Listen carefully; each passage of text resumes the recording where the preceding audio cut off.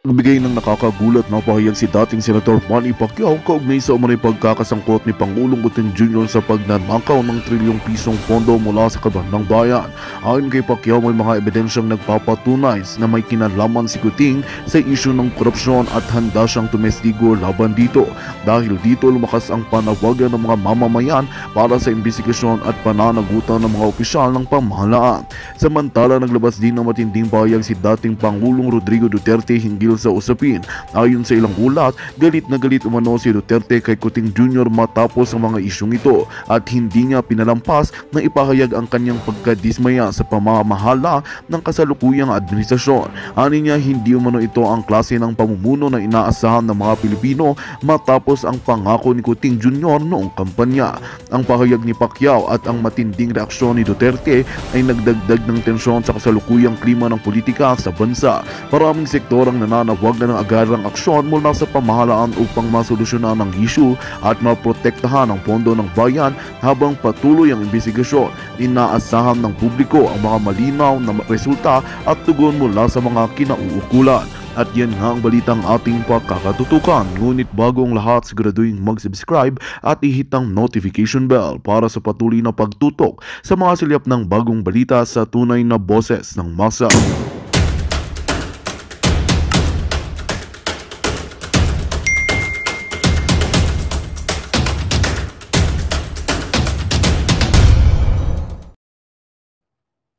Ay lalabanan niya yung korupsyon. Alright. Lalabanan daw niya yung kanyang korupsyon at yun daw ang advokasya niya sa Senado. Okay? Pinagyabang niya na nung nakaraan daw may mga nung nakaraang nasa Senado siya ay may mga inimbestigahan daw siyang mga korap, dadadadada, at ang sinasabi niya dito na nakawawa ang mga Pilipino dahil ang daming napupunta na pera ng bilyon-bilyon na ninanakaw daw ng mga politiko. So yun ang sinabi niya. Actually, maganda pakinggan yon, di ba? Pero mga kapalangga, sinasabi niya na hindi katanggap-tanggap ang ginagawa ng pagnanakaw ng mga politiko na kabaro niya, right? At naghihirap at nagdurusa daw ang sambayan ng Pilipino. Tama naman siya. Kaya daw sabi niya, alam mo, semplang, kasi sabi niya sa first part ng kanyang mga litanya, gusto niyang tumakbo kasi gusto niyang labanan ang korupsyon. Alright? At kawawa daw po kayong mamamayang Pilipino kasi bagsak ang ekonomiya natin. Okay? Totoo yun. Bagsak ang ekonomiya dahil sabi niya ang korupsyon ay kanser sa ating bansa. Wala daw mangyayari sa kinabukasan ninyong mga mamamayang Pilipino kapag hindi nyo napigilan yung korupsyon. Kaya dapat iboto nyo daw siya. Pag hindi nyo napigilan ng korupsyon ay walang mangyayari. So, hi Trollbuster, Oyo Palangga. Lahat ng endorsed at secret candidate ni Bangag, huwag iboto. Exactly mga kababayan. So sabi niya dito, salansanin muna natin. So pinagyayabang niya na talagang kailangan tayong mamamayang Pilipino labanan natin dahil ang korupsyon ang nagpapahirap at itong mga politiko ito at yung mayaman, ganito, ganyan. Yung first part, kung napanood yung interview ni Dudong Manny ba? Dong, musta naman ikaw, Dong? Maayo kay, game. Honor na nimo si, sino na, si Emmanuel ba? Yung anak ni mo sa gawas na pinahirapan ni mo na hindi na in-honor for what? 18 years? Wala ni maging honor ang bata. So nga nang gabuksing-buksing na, nagsikat-sikat na ang bata, nag-honor-honor ka man. But it's, better, it's still better late than never. Di ba? Okay. So ngayon, mga palangga, puro bula lang, nagbula-bula si Dudong Manny, sabi ni Inday, nag-comment siya, puro bula-bula lang. Okay. So ngayon, tinanong siya ng reporter. Okay? Tungkol sa presidential elections 2022 na kung saan na si Pacquiao, natatandaan nyo na di ba convicted si Imelda sa Sandigan Bayan. Alright? Isa sa mga tinanong noong 2022 na ano ba ang gagawin mo sa mga magnanakaw katulad ng mga Marcos? Ang sabi ni Pacquiao, kapag siya naging presidente noong 2022, kaso hindi siya pinalad, kay nako, binoljack-boljak din natin ninyo, binoljack na, ay ipakukulong niya si Imelda Marcos. At base sa kanyang mga pronouncement, mga statement na ang mga Marcos ay mga kawatan. At hindi lang daw Marcos ang kanyang ipakukulong, kundi yung iba pa. Isama mo na Romualdez, Araneta, lahat na ng mga kawatan nandiyan sa Congress at sa Senate. But the problem with Manny Pacquiao, ito kasi yung delikado sa mamamayang Pilipino kapag bobo ang inyong iboboto. Why? Sa first part na sinabi niya, kaya siya tatakbo kasi bagsak ang ekonomiya ng Pilipinas, which is true. Kaya nga kayo ng ibang bayan, wala kayong trabaho, walang kayong mai-contribute, okay, sa ekonomiya ng Pilipinas kasi nga wala kayong oportunidad na makapagtrabaho dahil ninanakaw ng mga buwakan ng inang Adictus Benedictus ang pera ng bayan at ang tawag dito, mga investors na gustong magnegosyo sa Pilipinas takot kasi red tape at mga ngamkam. Kaya kinuwento ko nga sa inyo, di ba? Merong pumunta doon sa bar sa Taguig, okay? You know, na may suot na Rolex. A week ago, may suot na Rolex. So, dinrag o nilagyan ng gamot ng mga tao doon sa lugar. I don't know, may-ari ba? O mga random din na mga bisita doon. Dinrag nila. Nilagyan nila ng paborlog. So, ninakaw nila yung Rolex ng Tarpulano at iba pa niyang mga alahas. Diyan yan sa sikat na bar sa Taguig na pinupuntahan ng mga bangag.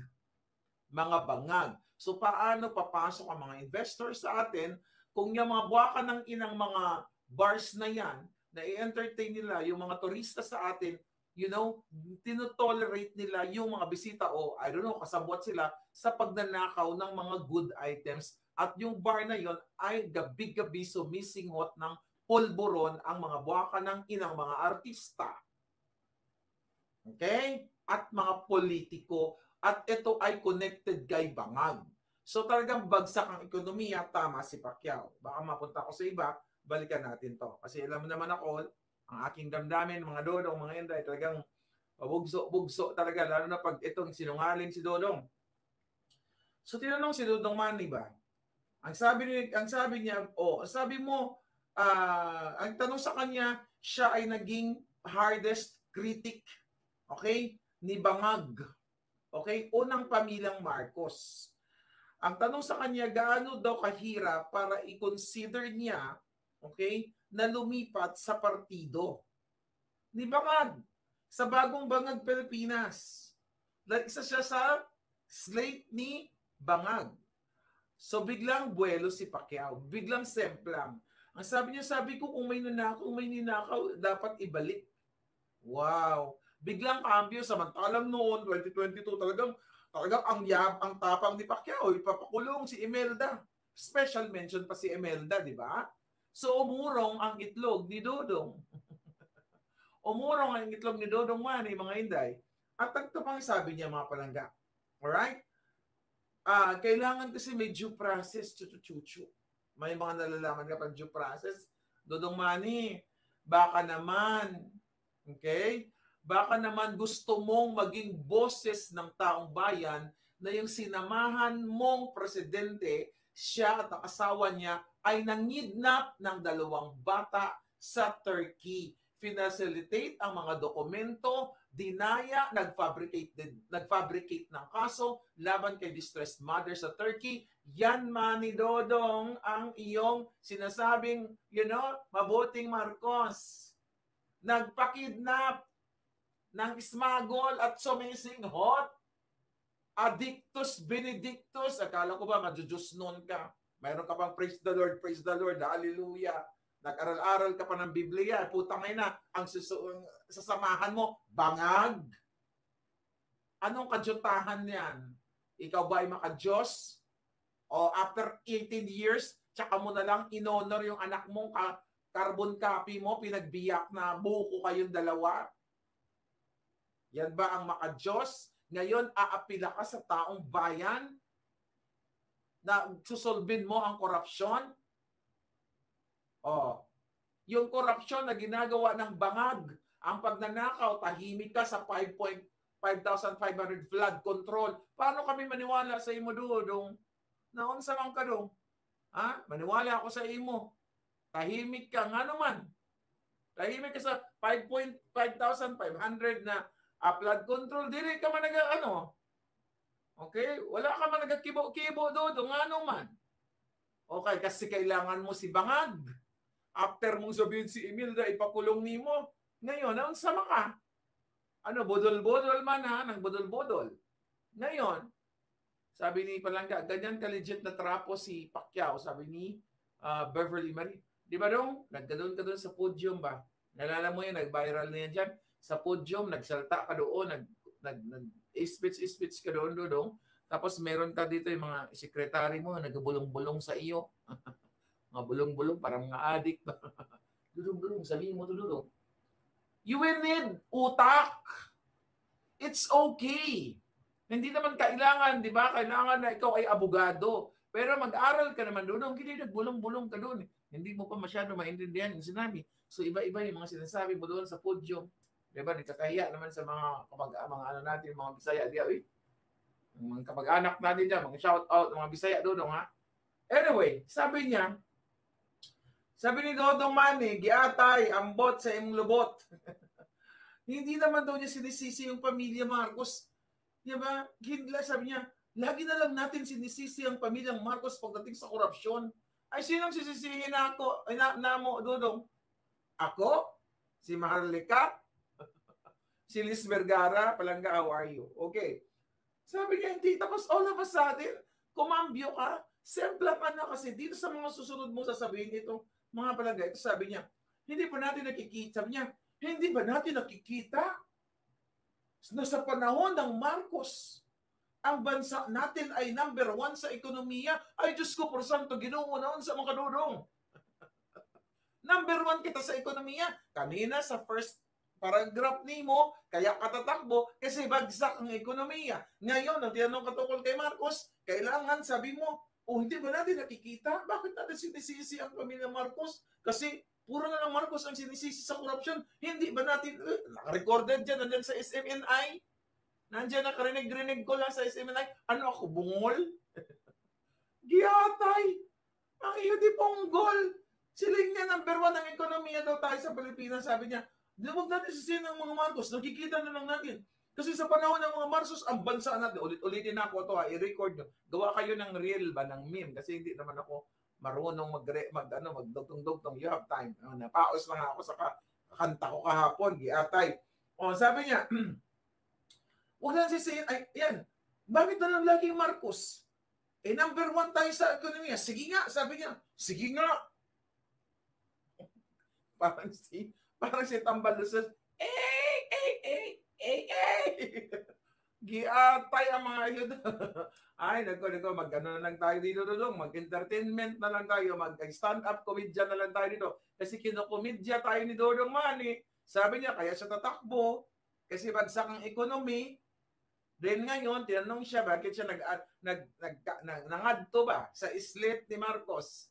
Ang sabi niya, kay number 1 ng ekonomiya, nga naman, nagsimplang, nagsuntukan ng imong mga salita, Dodong. Giatay, nagdroga mo ka, Dong? Nagpulburon ka, Dong? Dili ka mong pulburon. Kay, nag-amin ka man, nung bata ka, nagsingot-singot man ka. That's, bata ka pa. Huwag ka magkanto kay Dodong, kay Bangag. Dili magpulburon, Dong. Oh my God, nakakaloka. Number 1 daw economy. Let's research. Okay? Ano ang number 1? Pang-ilan tayo sa ekonomiya? Okay?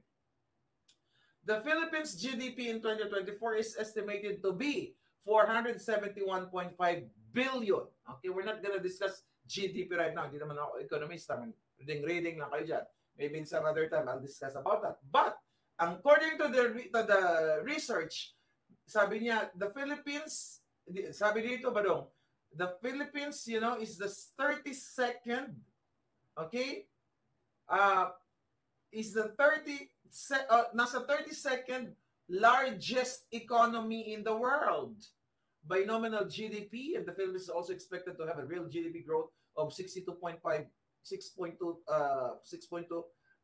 in 2024. Okay, tingnan natin dito. Sino ba nangunguna sa GDP o sa mga pang-ekonomiya ba? Si Dudong talaga, uy, lo na lang dong, ha? Ay, nako na. Nagkakaloka talaga daw. Lo na lang daw kasi hindi mo naman alam dito dong eh. Naon sa mga kadong. Kahiya-hiya man. Sabi mo, kaya ako tatakbo kasi kaluluoy naman ng mga sambayanang Pilipino. Kasi ang korupsyon, kawawa sila, maglagandagan ko ba? Kasi bagsak ngayon, sabi mo number 1 kita doon. Unsa man na? After like 4 seconds, iba na naman. Unsa man ka? So, ang number 1, sabi dito, ito ang ipinapakita dito ng ating mga research balang-balangga na ang bansa nako, United States. Ilan ang GDP ng United States? 26 trillion. Ikumpara mo sa 400 what? 450 billion. Wala gani 1 trillion US dollar dodong. Nang sama ka. Then the China ba? Ay nako. Iyo di punggol, giatay. Ay nako, maglo na lang dong. Giatay, huwag na magtakbo-takbo, maglo na lang ka. Ito muna. Nakakatawa naman to mga balaga. Kaya sabi ko sa inyo mga kababayan ko. Nangina daw, wala ng eleksyon yan eh. Gunawin na lang yan, mga inayupak na yan, dude. Gunawin na lang natin yan. Parang yung pagsibang agbat, pag duran-duran, gunawin na lang ang mga bangag. Okay, sabi pa ni Dodong, pagbigyan naman si Dodong, kay may sinabi din siya dito. Alam mo, sa tinuod lang, na-meet ko na yan si Dodong Manny. Maraming business. In fairness, okay? Ikaw daw, maganda naman akong sabihin sa inyo. Mabuti namang tao si Dodong as buksidor. Kaso lang, nagsaw-saw-saw ba diha sa sa politika? Kumusta na ang Jinsan? Nagdato ba ang Jinsan? Nagsenador ka? Ilang beses ka pa magsenador? Forever para mawala ang kahirapan daw? Maglo na lang, sabi ni Palangga. Okay. Anyway, ano sabi pa niya? Ang nakakaloka kasi, Dong Manny, na sinasabi mo wag na, parang lagi na lang sinisisi si Marcos. Si Marcos ang nakaupo ngayon. It just so happened, according to my source, totoo ba dong? Mangutan ako Dodong, ha? Kaya kumita ka man daw ngayon dahil hindi naman nakaw. Kaya nagparenta ka daw Dodong ng iyong property diha sa malapit diha sa sa Malacanang. Nagparenta kay diha man kuno nagarumbo-rumbo ang mga bangag sa iyong property. That was last year na ako na na expose according to my source, ginaparenta nimo ang imong property sa mga bangag at ang imong property diha singot-singot ang mga buwakan ng ina. You allow that? Well, that's business. Pero Dong, wala mang kang palabra de honor. Ano yan? Palabra de horror? Palabra de lolo. Alam niyo sa totoo, dapat natin buisitin itong mga na to eh. Yung mga giatay na ito, nakakainis. Ay, then Scorpion.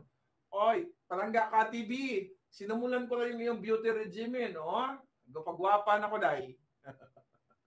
Ay, nakakalinti naman talaga ang mga giatay. Tika, basahin pa natin ito. Kasi katawanan, kakatawa talaga, day. Mag-stand-up comedian na lang ako hanggat ang mga buwaka ng ina nag-abala sa mga kanilang mga takbo-takbo. Ako nagtakbo-takbo din ako kanina.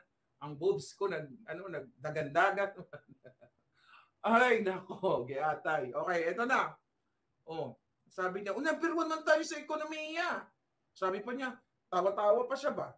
Sige, in reality lang. You search. Number 1 daw, tayo sa ekonomiya. Okay, may corrupt bang, sabi pa niya, ito, listen to, ito, di ba gaya si Dodong? Listen to this, mga Dodong. Sabi niya, ito na, sabi niya, number 1 man tayo sa ekonomiya. Hindi ba natin, sabi niya, sige, in reality lang. Ngayon, hindi corrupt ang bansa natin. Ngayon daw, hindi corrupt ang bansa natin. Saan tayo? Maraming, sabi niya, kung hindi ngayon, sabi niya, asan tayo? Ang tawag ko dito, yung mga nagsusuntukang salita. Tapos sabihin niya, o bakit ka tatakbo? Tatakbo ako kasi kaluoy man ang mga sambayan ng Pilipino, daghang kurap, 99.9% man ang mga kurap, mga kawatan. Tapos ano ba sa atin? Twist? Ay, number 1 kita sa ekonomiya. Ay, no, magpatingin ka na dudong sa sa doktor. Basi nabangagan ng utok ni mo dudong, ha? Kaluoy man. Buutan, well, sabi ko nga, mga palangga, si Dodong Manny, 2012 kasi napunta ako diha sa kanilang yung ginarenta ba na apartment ba dyan, daghang babae dyan lagi.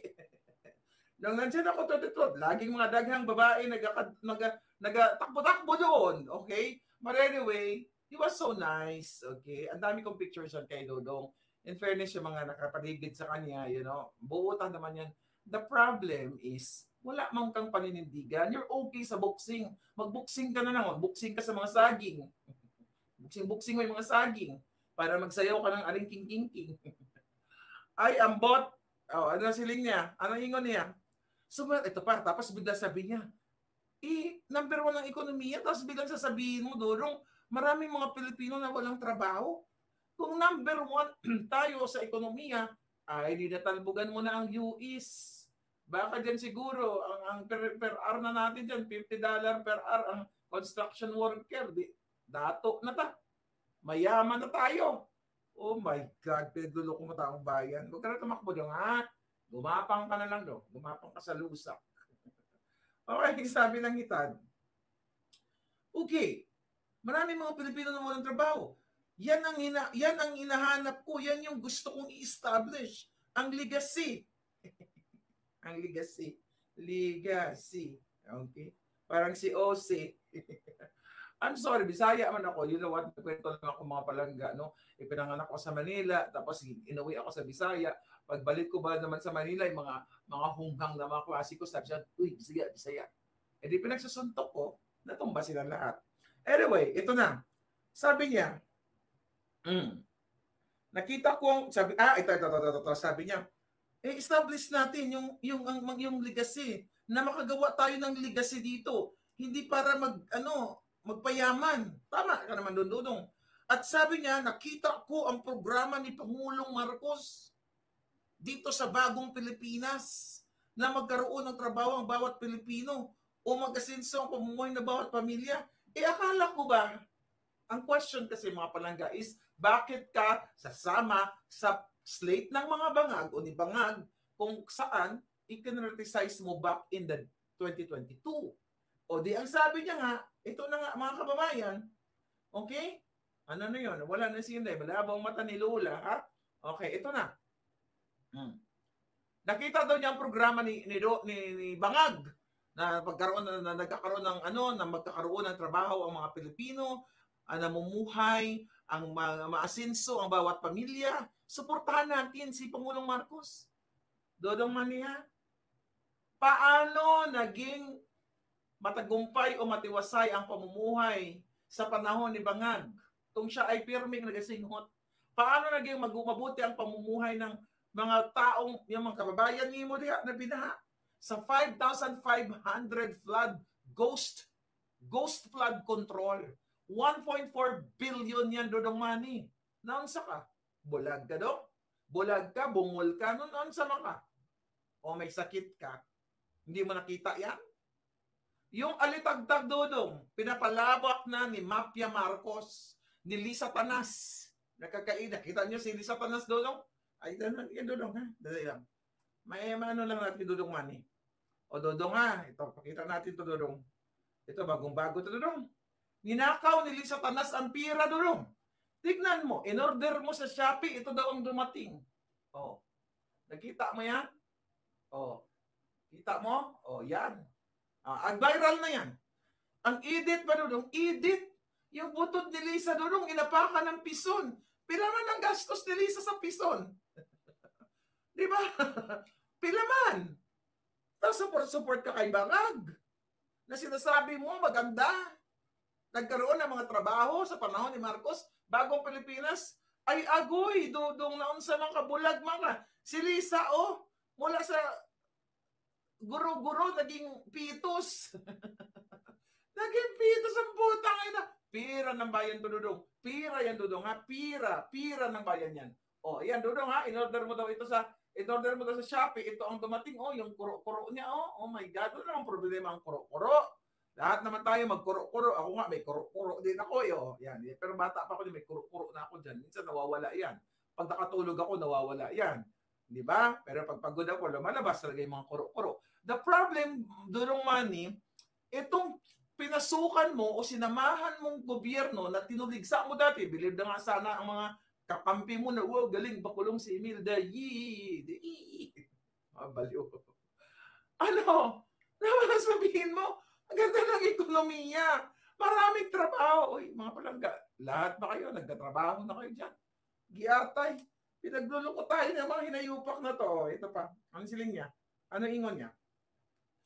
Ito, sabi ni Dudong, suportahan natin ang gobyerno. Hindi, sabi niya, sa lahat ng mga nag-criticize sa ating administrasyon, mag-isip-isip po tayo. Uy, Dudong, ha? Dili ko pagdiktaha kung ang mag-isip-isip ako. Ang isip ko, Dudong, matino. Ikaw, dili matino. Mag-isip-isip ka dong. Suportar ka sa kidnapper, smuggler, singhuter, pusher, ano pa? Tsoktsakero. Ano pa, Dudong? Mag-isip-isip ka. You don't care kasi you have money. Hindi mo nararamdaman ang tunay na kahirapan ng taong bayan na lagpasan mo na yan. And good for you kasi nagpabugbog ka naman ng bugbog dito, bugbog doon. And you deserve it na magkaroon ng magandang buhay ang iyong mga anak, di ba? O dapat magpaturo ka sa mga anak mo kasi magaling naman mag-English speaking ng mga anak mo. Nansaman. Pero by the way, hindi basihan ang pagkasalita ng English kung ano kahit Bisaya lang tayo, dahil Dudong, mga palangka, kahit Bisaya lang tayo, basta yung ating kasing-kasing ba, kasing-kasing, yung ating puso ay para sa katotohanan, para sa taong bayan, wala namang problema kahit Ilocano, Cebuano, whatever man ang salita nimo, as long as you do good for the people, hindi lulukuhin tayo ni Dudong Manny. Ang sabi niya, tatakbo siya kasi bagsak ng ekonomiya. Tapos tinanong siya, bakit sumama kay Bangag? Sabi niya, number 1 tayo sa economy. Hoy, mag-google kayo dyan. Sinungaling. Ngayon pa lang, semplang na. Sinungaling to, mga palangga.